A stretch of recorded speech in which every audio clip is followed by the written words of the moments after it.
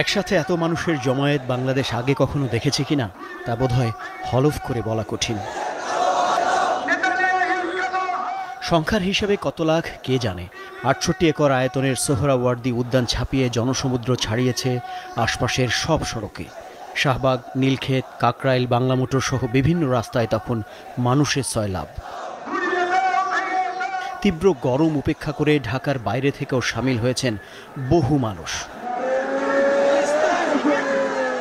গণজমায়েতের নির্ধারিত কয়েক ঘন্টা আগে থেকেই শহরের প্রধান সড়কগুলোতে ছিল মার্চ ফর গাজা কর্মসূচির মিছিল।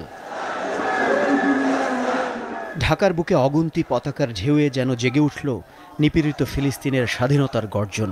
স্লোগানে স্লোগানে বর্বর ইসরায়েলকে জানিয়ে দিল ফিলিস্তিনিদের অস্তিত্ব কেবল একটি ভূখণ্ডে সীমাবদ্ধ নয়, ছড়িয়ে আছে বিশ্বজুড়ে।